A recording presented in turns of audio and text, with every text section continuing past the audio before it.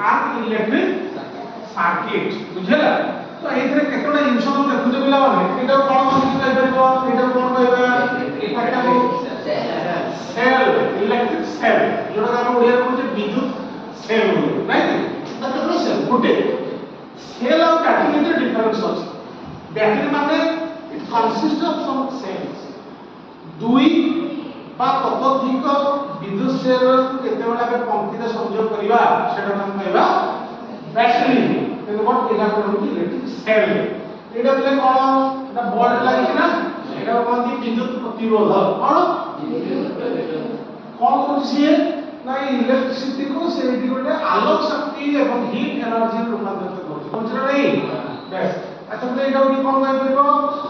the switch परिपथ को अछि जो सर्किट को हम ऑन बा ऑफ कर परबो मुक्त करि परबो बा ताका में कोन करबो मुद्रित करबो किबा कलर ओपन बुझियला अच्छा बर्तन करो ऑन करछ एथि जिंस रहउची एवं एटा सब एटा गुटा होची ओयार लागला नै विद्युत परिवाही ना नहीं अच्छा तो वर्तमान हम जो स्विच दउचंती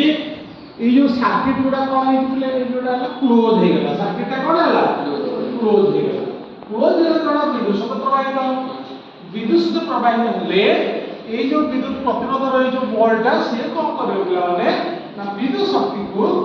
आलोक शक्ति रूपांतरित करियो एवं किछि परिमाण विद्युत शक्ति ताप शक्ति रूपांतरित हबो तेनो यदि गोटे प्रश्न आसे जे गोटे विद्युत परिपथर कौन सब कंपोनेंट गुडा थाए तार कौन सब अंश थाए प्रथम गुडा आसो विद्युत सेल गोटे परिवाही तार आछि गोटे हमर स्विच आछि माने नहीं एवं गोटे विद्युत प्रतिरोधक विद्युत प्रतिरोधक हम तो फैन लागि तो फैन गोटे विद्युत प्रतिरोधक नहीं गलती कहि परिबो कौन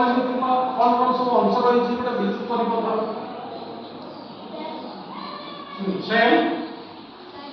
वेरी गुड आउट कहि परिबो अंश अच्छा स्विच जेते बडा हम दबा ऑन करले माने क्लोज करले सेता विद्युत प्रवाहित होना बंद हे जिवो बस